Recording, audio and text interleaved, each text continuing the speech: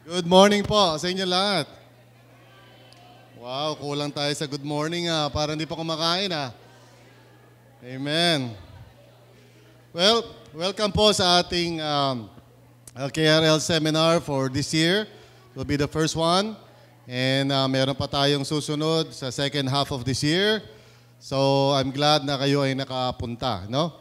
At hindi ko alam kung makakarating yung iba. I heard na 100 daw yung darating no? Hindi ko alam kung nananaginip lang kami or... Welcome din po sa mga from other churches. Taas ang kamay, hindi kayo mga taga-RLCC. If you're from other churches, hello po sa inyo. God bless po. Amen. Okay. Sige, you have your notes already with you? Alright, so konting muna tayo, administrative na discussion. We have learning goals for this seminar, and for those of you na hindi nyo alam, we have 2 dates sa seminar na to, today saka next Saturday. So huwag nyo kakalimutan, may part 2 yung ating seminar. Now, ang mga learning goals natin, first of all, ito yung pinaka-importanting goal natin, is for you to grasp God's overall vision for the Christian life.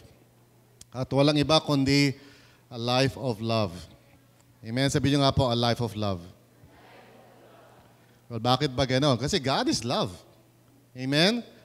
At kinreate tayo ni Lord, or shall I say more precisely, nirecreate tayo ni Lord in Christ. Di ba? Para maging katulad tayo in the image and likeness of God Himself. Di ba? So, if God is love, ano magiging children niya? Dapat mga loving people din. Di ba? So this is the vision of the Christian life. And I hope na you can grasp it kasi some people think na gusto lang ni Lord is ma-save tayo. Pagkatapos noon, maghihintay na lang tayo ng langit. Hindi po totoo yun. Sinave tayo ni Lord, but that is just a part of it. No? Kaya tayo sinave niya para mapatawad tayo ng ating mga kasalanan at maging bahagi tayo ng kanyang pamilya. Pero hindi nagtatapos doon, ibinibigay niya yung Holy Spirit sa atin para sa ganon, He can begin to work in us and to change us or transform us. Diba? And over time, magiging katulad tayo ng kanyang anak na si Jesus. Diba? Hanggang sa makarating tayo sa glory. Yeah, ibig sabihin, there will come a time na we will be transformed. Okay? Completely. Pati yung ating katawan na pinanggagalingan ng problema natin. Okay? Kaya tayo natitisod, bumabaksak sa kasalanan because we are living in a physical body. And because of that physical body, we are tempted. Okay? So eventually, ang plano ni Lord sa atin is that pagdating ng tamang panahon, only He would know kung kailan yon, ay bibigyan niya tayo ng panibagong spiritual body. No? And we will be with Him, together with Him in a new heaven and a new earth. Well, I'm going ahead of myself, so let's continue in learning goal natin. To see how the Keys to Real Life seminar prepares us for the fulfillment of this vision. Ang KRL po, ito po ang discipleship process ng RLCC. Discipleship process, which means this is what you go through para maging isang faithful disciple of Jesus. At meron 3 parte ito. KRL 1, which is tatalakayin natin ngayon sa next Saturday. May KRL 2, no? Na may kinalaman sa present naman natin kasi ito tungkol sa past. Tapos may KRL 3 na may kinalaman sa future. So yung 3 seminars na yon, taken together, one at a time siyempre, you know, and with the right kind of processing, ang goal niyan is that mai-equip tayo para we can begin to really cooperate with God. Patungo dun sa vision niya para sa buhay natin. Amen? Which is yung mamuhay tayo in love. Matuto tayo magmahal sa Panginoon at sa ating kapwa. Amen? Now, alam ko gusto talaga natin gawin yon. Sa sarili nating siguro pag-iisip, ako gusto ko yun. Gusto kong maging, gusto kong magmahal sa Panginoon at mahalin ang kapwa ko. Taas ka may gusto ng ganon. You want to love God and you want to love others. Of course, lahat naman siguro tayo. But we all know na hindi automatic yan. Di ba? Na we tend not to love God and also we tend not to love others. For various reasons. So itong tatlong seminar na to will prepare us for a journey. Hindi ko sinasabi yung tatlong seminar na yan, pagkatapos yan, okay ka na. You're now living a life of love. It is simply preparing you. Amen? Hinahanda ka lang. Pero totoo nun talaga, ang Holy Spirit ang merong curriculum sa buhay natin. Amen? So ituturo lang natin sa tatlong seminars kung ano yung mga prinsipyo, mga paraan.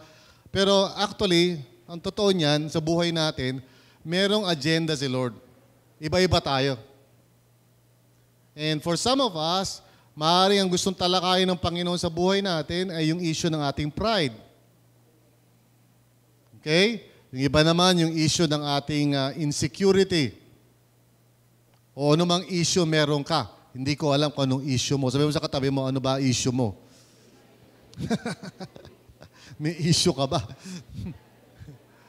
Now, I know, ang tendency ng bawat isa sa atin is to feel na walang issue sa buhay natin. In fact, naiisip natin na may issue yung katabi natin. Okay? O yung mga tao sa bahay natin, sila yung may issue. Pero lahat tayo may issue. Lahat tayo may problema, kaya kailangan natin, lahat tayo kailangan ng Savior. Amen? So lahat tayo may problema. Kasi kung hindi totoo yan, hindi na kailangan pumunta si Jesus dito. At pangalawa, yung mundo natin magiging mapayapa. But as it is, hindi ganun yun. Di ba? That's why a Savior is needed. At hindi lang yon, kailangan pa natin ng kanyang mga blessings, katulad ng Holy Spirit and lahat ng mga bagay-bagay. Thirdly, ang goal natin is to understand how the first key, itong redeem the past, can help us in this journey. Yan palang ang tatalakayin kasi natin at this time. Hindi natin kayang talakayin lahat. Nung araw, pag nagki-KRL kami, talagang mahaba yan, 3 araw. No? Kasi gusto namin iproseso talaga maigi. So okay naman, kaya lang yung mga tao nahihirapan na umatay ng 3 araw na sunod-sunod na di ba? So naisip namin, ang gagawin na lang natin, ipe-present natin yung mga prinsipyo o mga katuruan and then ipoproseso ito na sa sa individual na paraan o through what we call a group, no? I'll talk to you about that. Pangapat, prepare each one to apply this key as soon as possible. So, anong ideal dito? Ang ideal dito is that after this seminar, you would have the opportunity na agad na iproseso yan.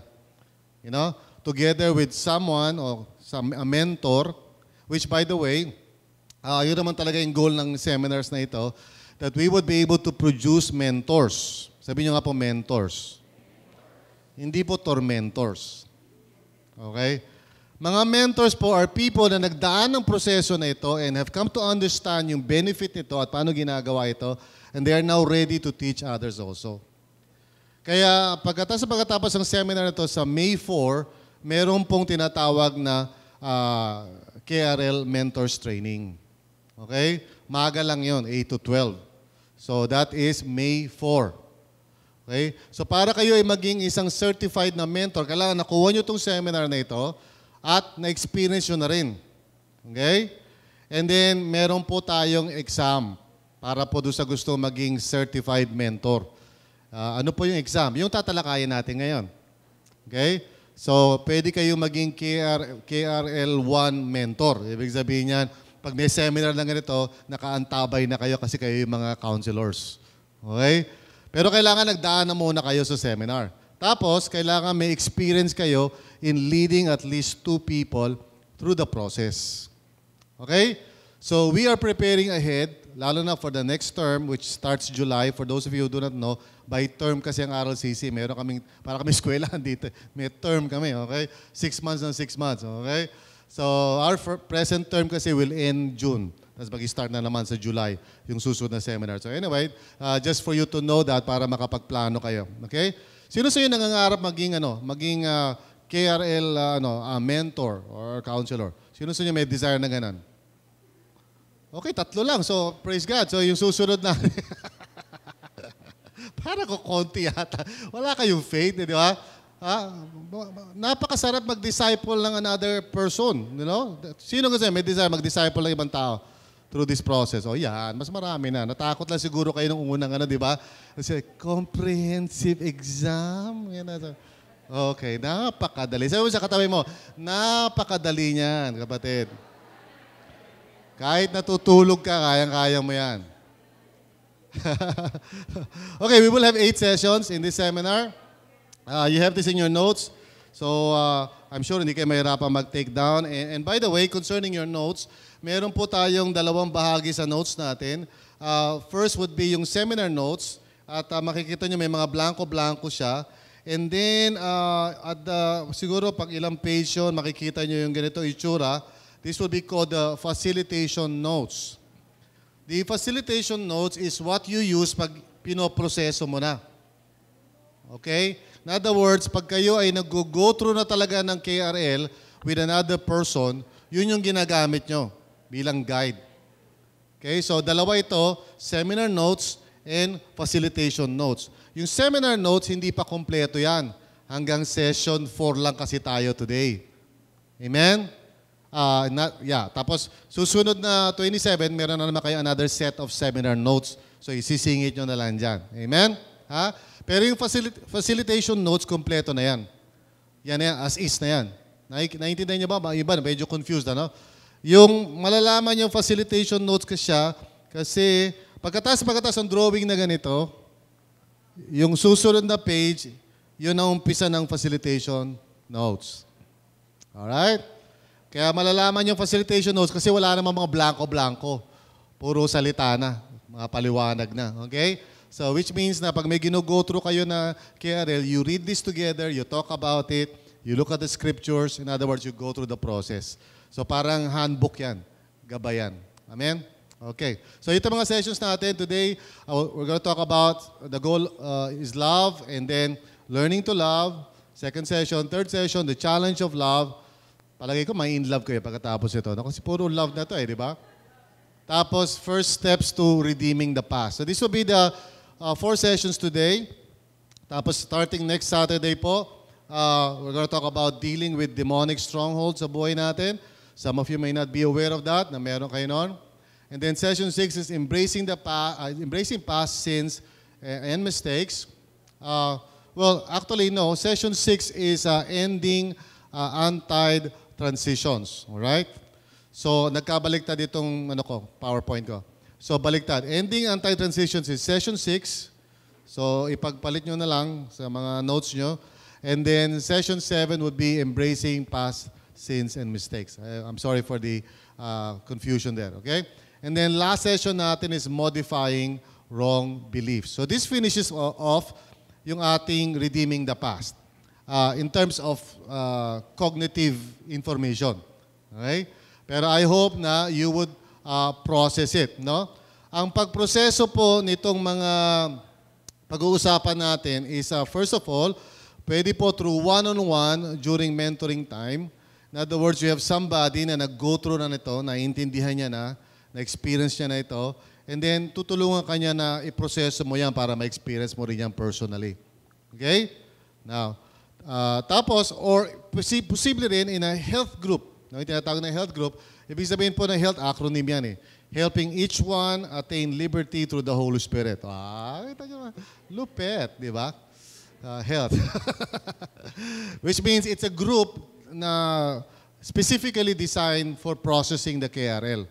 Now, yung mga LG o life groups na hindi pa nag-go through niyan, lahat kayo nandun, hindi pa kayo nag-go through, you can transition muna into a health group patungo sa pagiging life group. So in other words, magandang preparasyon ang pagiging health group patungo sa life group.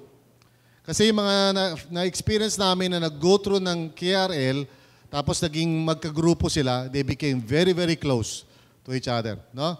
Kasi, siyempre, na-share na nila mga bituka nila, saka mga intestines. Bituka rin yun, intestines. Now, another possibility is via self-study. Right now, I'm creating this site. Ang pangalan niya, krl.rlcc.ph. Hindi pa siya tumatakbo. Ano pa lang siya, nasa testing period pa lang siya.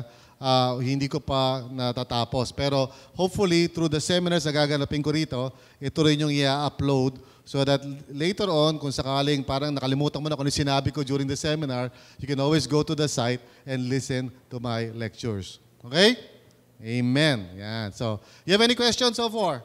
May questions ba kayo? Wow, ang tatalinin nyo. Grabe, wala akong masabi ha. So, there are biblical reasons why we need to process this kasi alam nyo, walang mangyayari kung nakikinig lang kayo rito eh. No?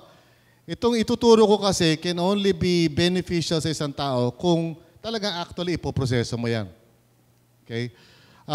First of all, we are commanded kasi to carry each other's burdens eh.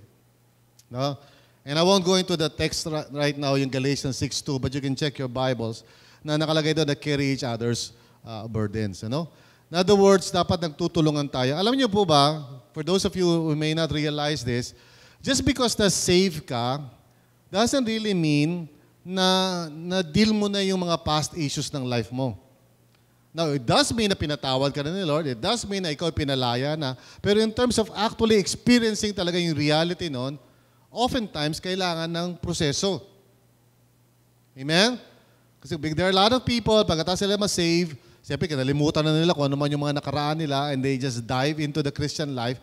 And then, nagtataka sila, ba't nagkakaroon sila ng mga problema, lalo na yung relational problems, imo-imo, di ba? Away-away. It's because may mga issues sa nakaraan na hindi na-deal. Okay? At yung para mga multo yun eh. Ha? Sabi mo sa katabi mo, ikaw ba may multo ka? Ha? Sabi mo naman, sagutin mo naman, ikaw mukha kang multo. Gano'n. Okay. Another biblical reason is that we can only be strong together with others. We can only be strong together po with others. In other words, walang lone ranger sa Christian life. Amen po ba yun? Hindi uso yan. Kung akala mo pwede yan, ay may nagkakamali ka. You know, kung sinasabi ng mga tao sa labas, no man is an island, di ba? How much more sa Christian life? No man is an island. Okay? So look at that verse, Ephesians 4:16. Another biblical reason is we are part of the whole body of Christ and therefore we affect it. Gustuhin man natin o ayaw man natin, kung ano yung nangyayari sa iyo affects the rest of the body. Connected tayo sa isa't isa eh. Para tayong, kumbaga sa katawan, pag medyo may nararamdaman kasi isang parte, apektado yung buong katawan mo eh. Amen? Nung isang araw nga, hindi ko alam kung anong problema sa paa ko, pero nung pagpasok ko doon sa kwarto namin, yung paa ko, pinili niyang bungguin yung pintuan. Hindi ko maintindihan itong paa na to, ba't niya binunggu yung pintuan? So, ang chinempohan pa niya na yung pagkabunggu niya, yung pinakahuling kuko ng aking toes, yung pa yung talaga itinama niya ng gusto. So, natuklap yung kuko. Ganun lang. Wala siyang magawa na mabuti. So, apektado yung buong katawan ko. Diba? Siyempre, dumugo. Hindi lang yung masakit for several days.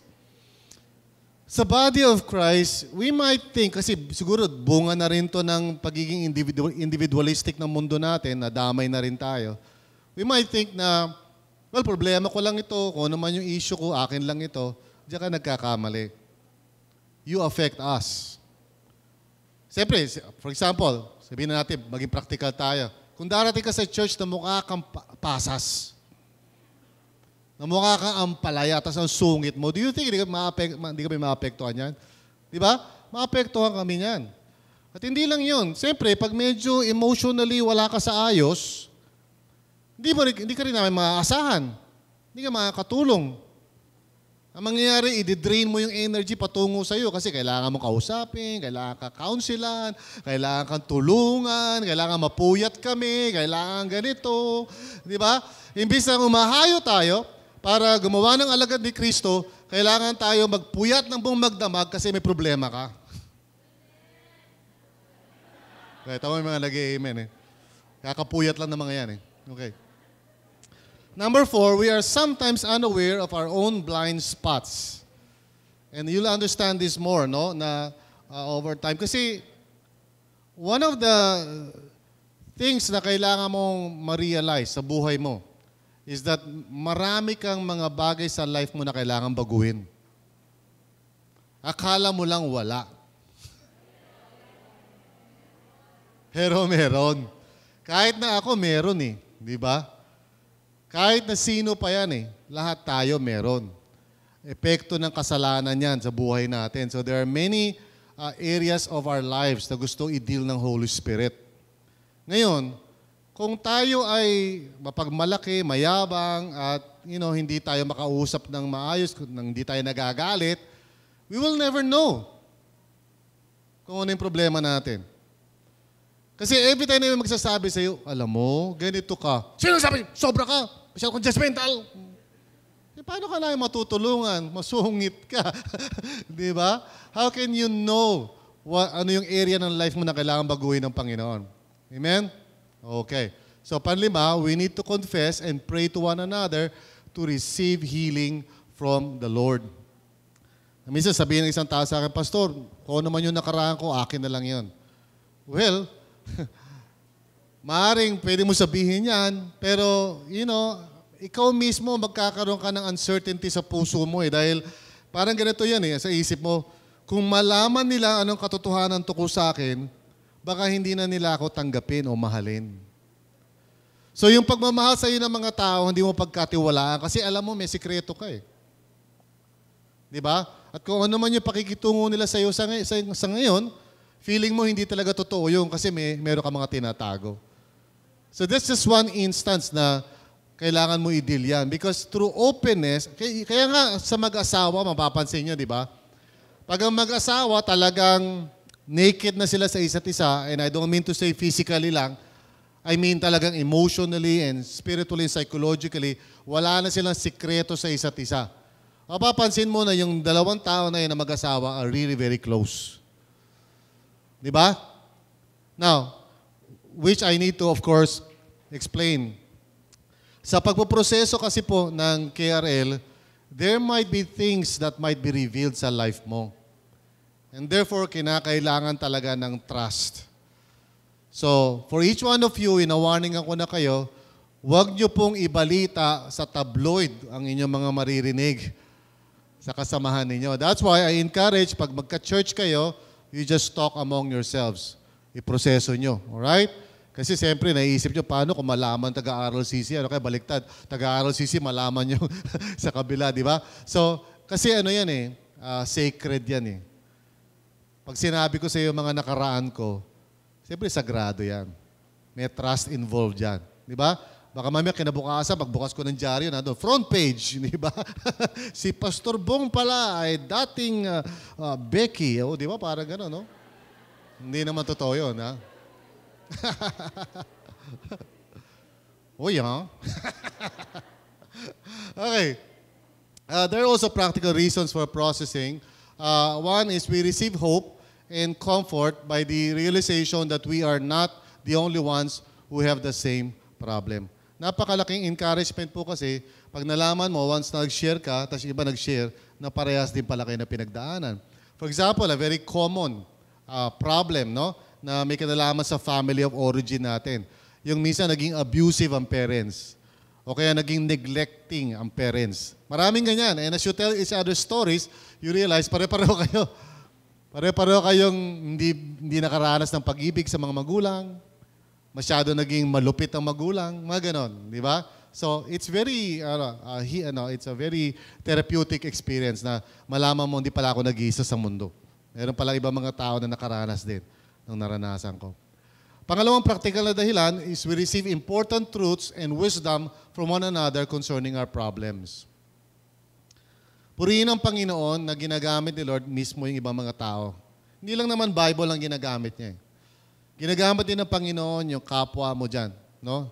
Na kung mapagkakatiwalaan mo at kung lalo na kung pinagdaanan niya rin yung pinagdaanan mo, maaari siya magbigay sa iyo ng wisdom. Pangatlo ay we experience love and acceptance that may have been absent in our family situation. One of the things na I hope na ma-experience nyo in the church, and the church should be like this, is ang body of Christ dapat isang lugar yan where you can find healing and acceptance. Hindi tayo dapat parang nagpa-plastikan in the church or parang we're creating this parang false image sa parang lahat tayo triumphant. dapat magkaroon tayo ng honesty sa isa't isa. Na lahat tayo mga wounded soldiers. And by the grace of God, inihil niya tayo. Amen? Na minsan wala tayong tiwala kaya ayaw natin sabihin niya sa ibang tao. Pero alam niyo, ang susi talaga sa isang healthy na buhay is yung magkaroon ka ng tamang relationship with God at tama ring relationship sa kapwa. Anytime na merong distortions sa dalawang relationship na yan, apektado tayo dyan as a person. Hindi tayo magiging healthy. Okay? So napakahalaga niyan.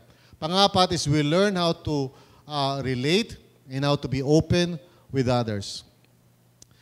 Now, interestingly, yung mga tao na kay-KRL, nadadala nila sa family nila yung mga skills na natututunan nila. Pati sa opisina, sa trabaho, sa school. You become a person of peace. No? Hindi na ikaw yung tao na parang bahagi ng problema. Bahagi ka na ng solusyon. Kasi it takes two to tango, di ba? In the same way, pag merong isang tao na pasaway na gustong mag-create ng conflict, kung wala namang umaaway sa kanya, mapapagod din yun. Nasubukan niyo ba makipag-away na walang umaaway sa'yo? Mahirap yun.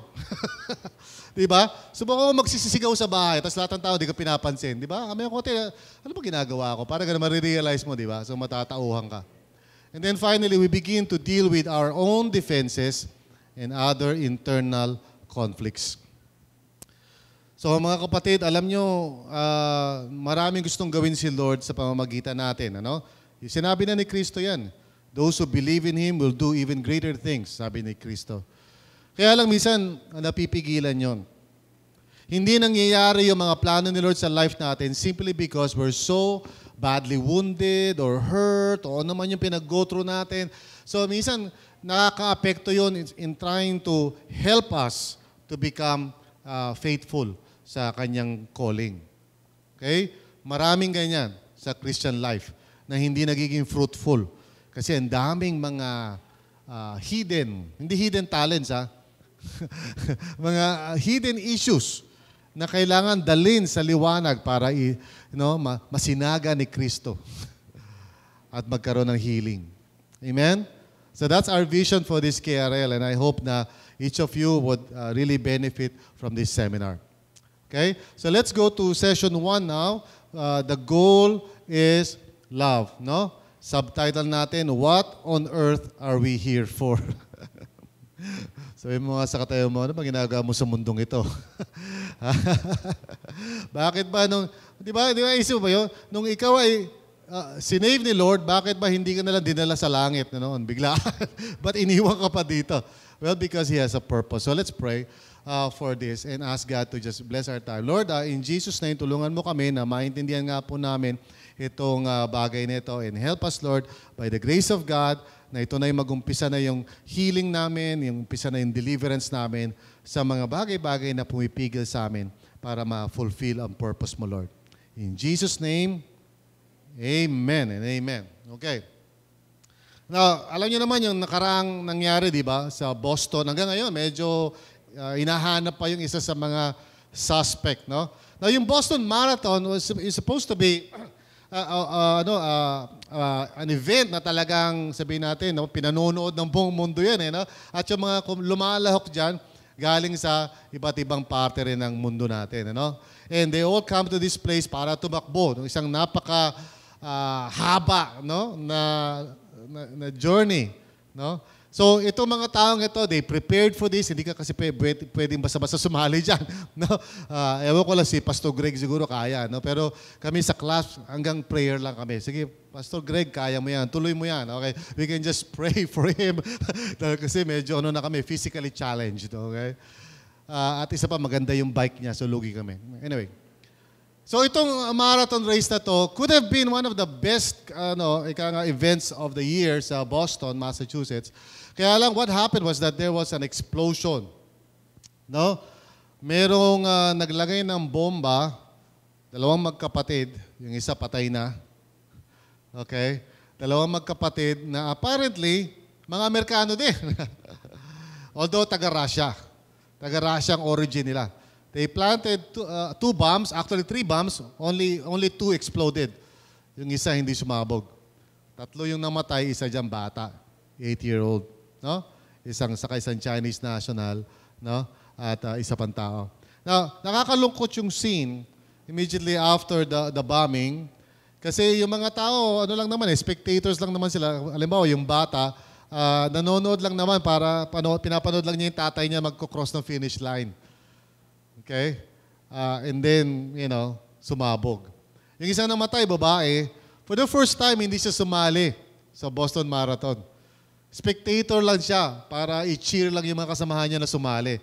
Pero every year sumasali siya, except this year, hindi siya sumali.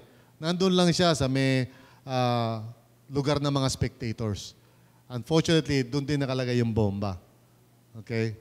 And she died instantly. So it was a very bloody event. And pagdating sa buhay ng Kristiyano, okay, we need to understand na tinatawag din tayo ng Panginoon sa isang race. Okay? And we need to understand na itong race na to would involve our entire lives.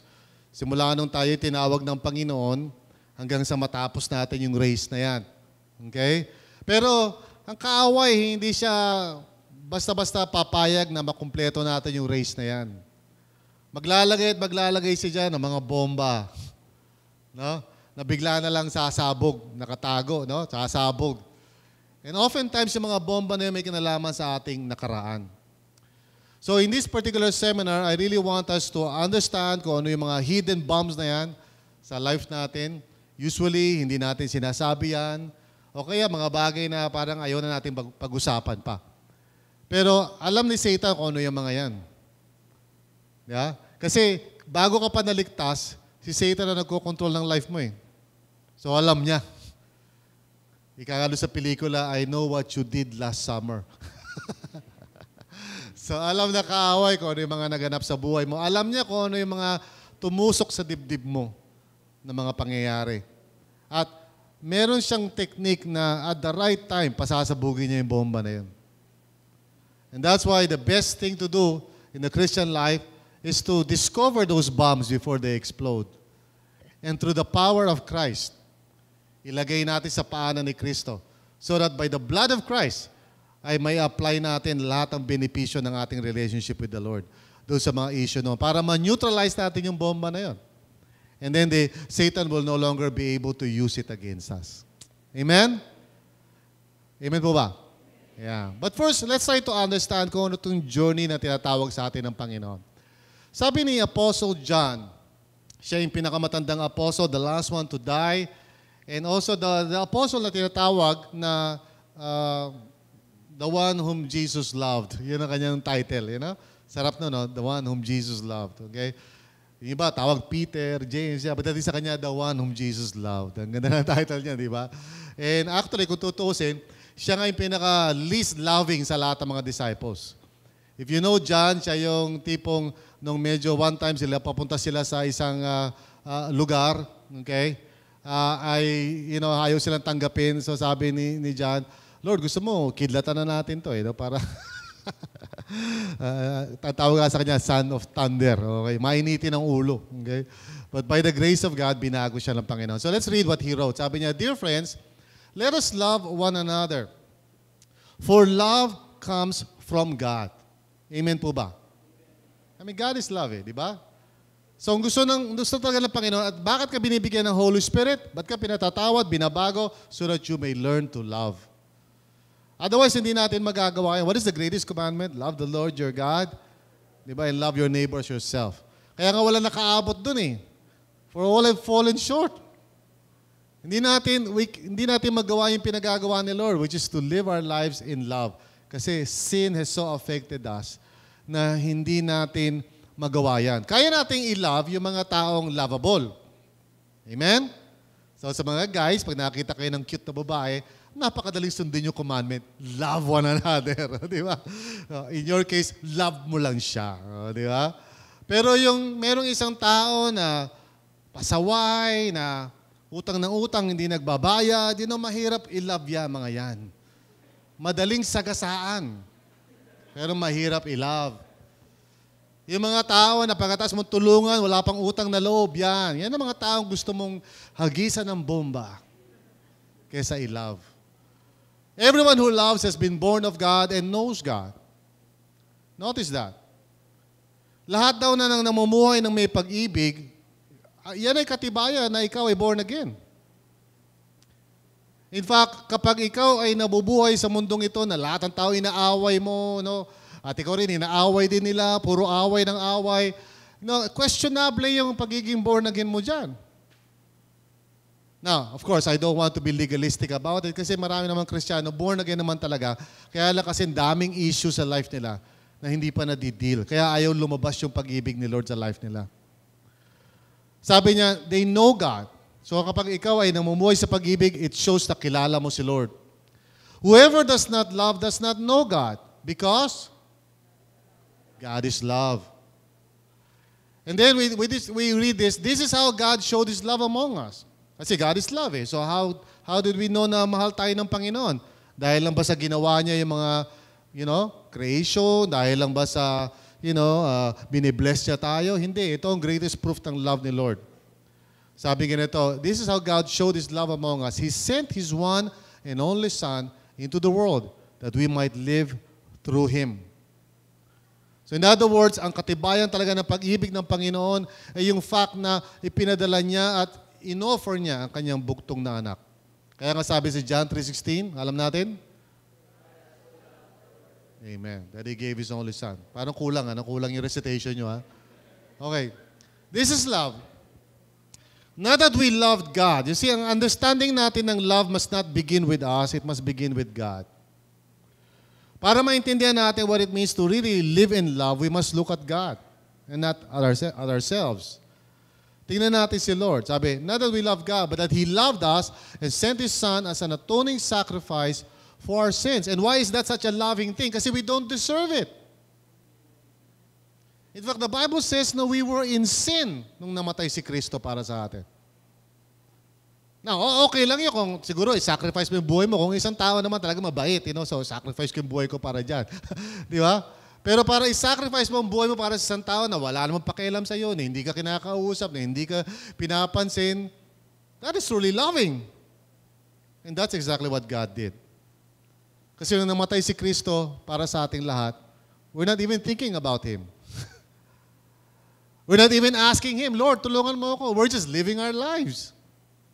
And yet, Jesus died for you. Amen? So sabi nga nito, dear friends, since God so loved us, we also ought to love one another. In other words, ang talagang gusto ng Panginoon na mangyari sa atin, at yun ang dahilan bakit niya binigay ang kanyang bugtong na anak, so that sa pamamagitan ng kanyang anak, tayo ay mapapatawad. Sa pamamagitan ng kanyang anak, mababago tayo, magkakaroon tayo ng tunay na righteousness. Sa pamamagitan ng kanyang anak, matatanggap natin yung Holy Spirit. At sa pamamagitan ng kanyang anak, magkakaroon tayo ng panibagong mga desires ngayon sa mundong ito. No longer desires na makamundo, kundi desires to love and honor God sa lahat ng areas ng life natin. This is God's gift. At anong purpose ba't binibigyan tayo ng mga ganyan? Halimbawa, why did God give us spiritual gifts, yung mga talento? Hindi para maging sikat tayo, but so that we can use those things to serve others. Amen? So may purpose si Lord dyan, that we may learn how to live a life of love. Kaya nga masusukat mo yung Christianity mo by how much love you have in your heart for God and for others. I always tell my students in seminary, it doesn't really matter kahit marunong ka ng lahat ng Bible, marunong ka ng Greek, Hebrew, lahat ng mga theology. Because if you don't have any love, then walang mangyayari dyan. Amen? Amen po ba? So kahit ang dami mong ministry, okay? Kasi karamihan dito nasa ministry. Ang dami mong ministry, busy ka, but you don't have any love for God and for others. To the point na parang naiinis ka lagi sa mga tao habang nagmi-ministry ka. Imagine mo yun, nagsiserve ka tapos masungit ka. Then there is a problem dyan. Di ba? O inaaway mo lahat ng tao habang nagsiserve ka kay Lord. Now, no one has ever seen God, but if we love one another, God lives in us and His love is made complete in us. Sinabi rin ni Jesus to sa Book of John, na paano malalaman ng mga tao, okay, na buhay si Lord and God is among us through the love that we have for each other. In fact, isa sa pinaka-nakakatisod nga sa mga taong wala pa sa church, yung mga tao nasa labas. Yung makita niya yung mga believers na nag-aaway-away, nag-i-split yung mga churches sa mga maliliit na bagay, nagkakampi-kampi, ang mga youth, dito, kanya-kanyang mga di ba? Tapos, kanya-kanyang mga siraan, kanya-kanyang mga gossiping and all of that. You see, people are observing us, they're watching us. Kasi tayo yung nagkiklaim that we know God. So yung mga tao na who do not know the Lord, they look at us and they say, yan ba yung may kilala kay Lord? Ba't ganyan kayo? Nag-aaway kayo. Now, of course, there are times na legitimate naman yung pinagtatalunan natin, lalo na kung may kinalaman sa katotohanan, pero bihira yun. Most of the time, pinagtatalunan, anong klaseng music? Anong kulay dapat ng pader? Saan ba dapat gagamitin itong pera? Yung mga ganon, maliliit na bagay na hindi naman dapat pagtalunan. This is how we know that we live in Him and He in us. He has given us of His Spirit. Amen? So yung Holy Spirit niya creates, anong fruit ng Holy Spirit? Alam niyo ba kung ano? Hindi yun ang una eh. The fruit of the Spirit is love. Amen? Di ba? And we have seen and testified that the Father sent His Son to be the Savior of the world. So through the love of God na kumikilo sa atin, yun ang ating basihan sa mission natin. Yun ang ating credibility. Pag lumalabas tayo and we proclaim the love of God sa mga tao. If anyone acknowledges that Jesus is the Son of God, God lives in them and they in God. So very important yung ating pinaniniwalaan o doctrine. But it doesn't stop there. And so we know and rely on the love God has for us. God is love. Whoever lives in love lives in God and God in them. So tama, meron tayong paniniwala, Jesus Christ is Lord, pero kung sa life natin hindi nakikita yung love, then there's a problem. Amen?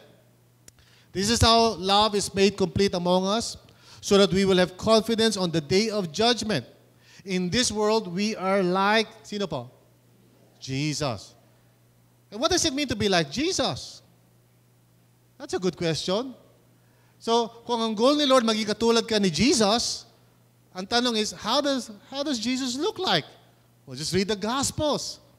He went around doing good and healing all those who were oppressed by the devil. Diba? He lived a life of love. He was crucified, yes, pero pag tinignan mo yung life niya, isa lang ang makikita mo sa life niya. He exemplified what it means to love God with all his heart, and to love his neighbor as himself. Even to the point na mismo yung mga pumapako sa kanya, sabi niya, Father, forgive them, for they do not know what they're doing. So, anong goal ni Lord sa'yo? To be like Jesus. Yun ang vision ng Christian life. Wala nang nag-aamin. So, Christ-likeness is the goal. Amen? Kaya ka nag-aaral, kaya ka nagba-Bible study, kaya ka nag-cell group, kaya lahat ng ginagawa mo lahat to become Christ-like. Amen? And to be Christ-like is to be a loving person.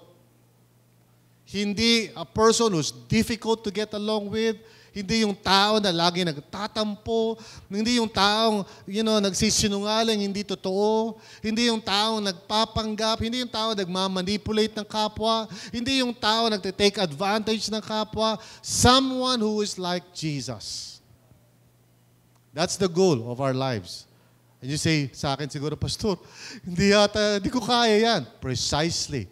Kaya nga kailangan natin ng Holy Spirit. Amen? Kasi kung di mo alam ang goal ng Christian life, baka akala mo kayang-kaya mo to. I remember years ago, Howard Hendricks says, sabi niya, the Christian life is not hard, it's impossible. Kaya lang akala mo kaya mo because you misunderstand. Akala mo being a Christian has to do with going to church every Sunday. I'm sorry to burst your bubble. Hindi yun ang goal ng Christian life, umattend every Sunday sa service. Kung yun lang ang goal, hindi mo nga kailangan ng Holy Spirit dun eh. Amen. Kailangan mo lang doon, shower, makeup kit. Yun lang kailangan mo doon eh. You don't need the Holy Spirit to come to church every Sunday. But you need the Holy Spirit to live a life of love. Because every day, it's just so hard to love. How many of you know what I'm talking about? Di ba? Especially yung mga kasamahan mo sa bahay. It's so hard to love them.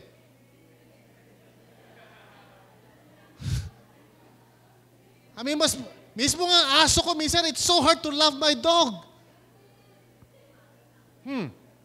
All right. There is no fear in love. But perfect love drives out fear. Because fear has to do with punishment. The one who fears is not made perfect in love. So here's the goal. Gusto ng Panginoon that we would live our lives na free tayo sa iba't ibang klase mga emosyon that hinders us from being productive and fruitful. Okay? Made perfect in love. Yun ang gusto ng Panginoon mangyari sa atin. Because of the love of God flowing inside our hearts, hindi tayo parang insecure and ang daming issues, ang daming kailangang patunayan. We are free to accept correction. We are free to receive or to give any kind of correction, to be ministered to, and also to minister to others. Made perfect in love. Amen? We love because He first loved us. Yun ang totoo. Whoever claims to love God, yet hates a brother or sister, is a what? Okay, hindi lawyer. Hindi ring am a liar. Am a liar? Hindi.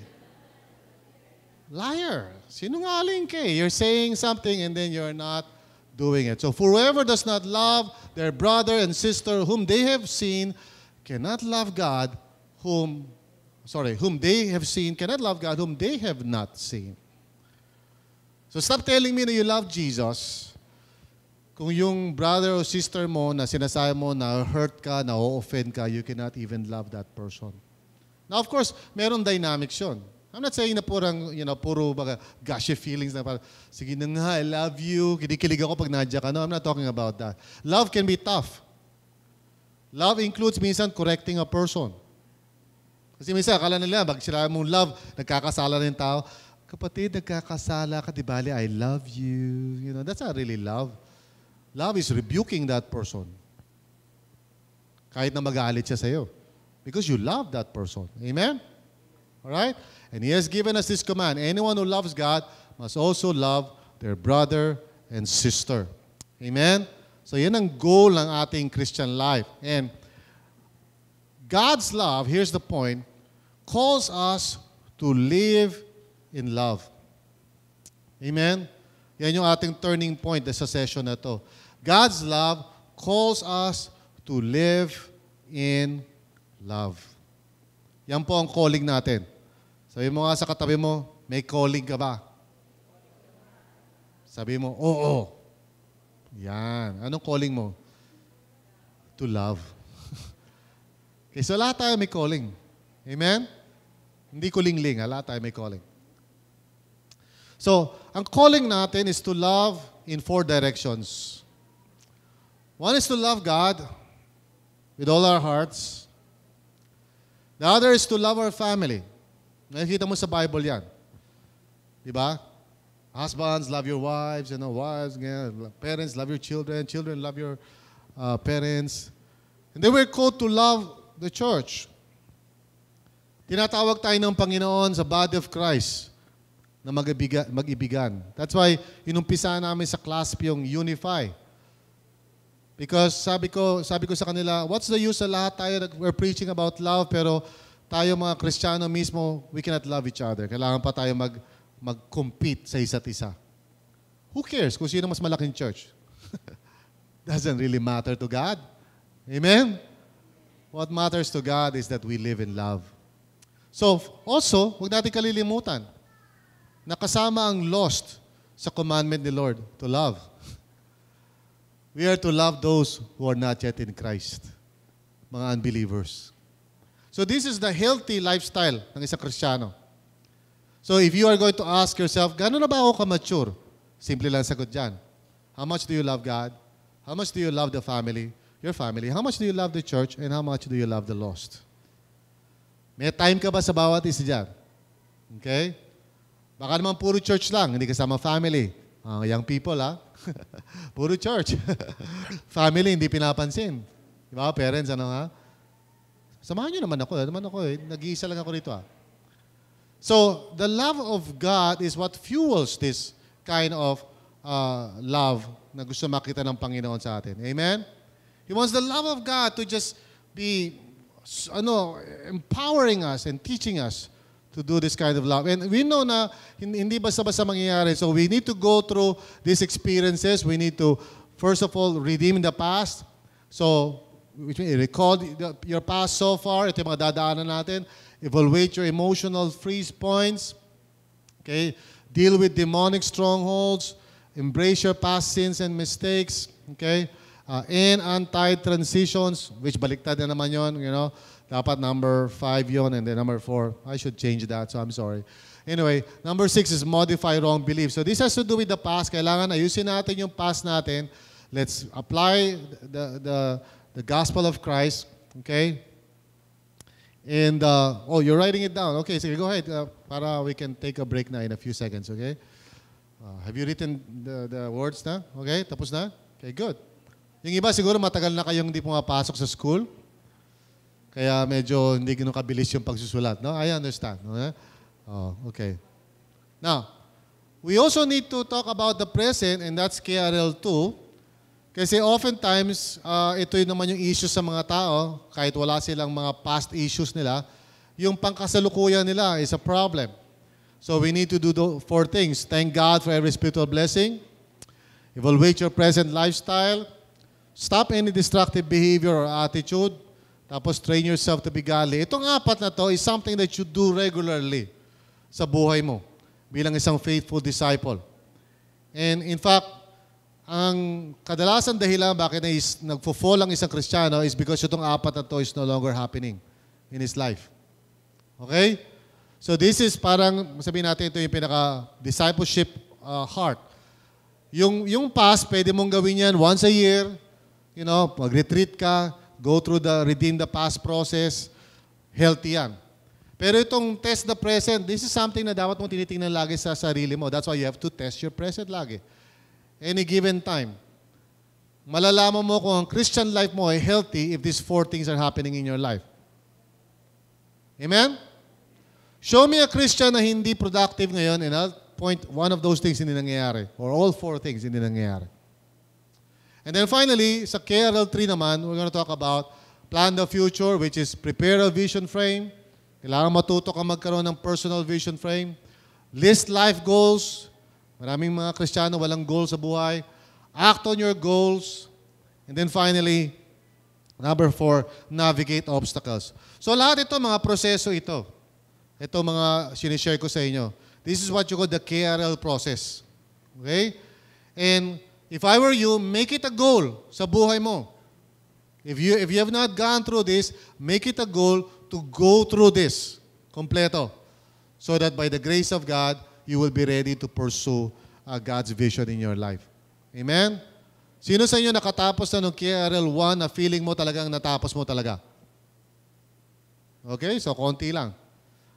Sino sa inyo nakapag KRL 2 na? Yung talagang feeling mo na nangyari na talaga. Nawawala ibang mga kamay. Parang, nung una, sino nakatapos sa KRL 2? Yung feeling mo na gagawa mo na talaga. Okay, so bumababa na yung mga kamay. Okay? And then, sino yung nakapag KRL 3 na? So, wala pa. Alright? Meron isa. Okay. Si Sister Tess. Well, kasama ko na yan ever since, nung prehistoric times, So, God's love calls us what? To live in love. Amen? Okay. So what I want us to do, just take a quick break and then balik tayo, or bring your food if you like. And then I want us to form into groups of 4 or 5 people just to talk about these 2 questions. Okay? Sige, God bless you. Thank you for your time.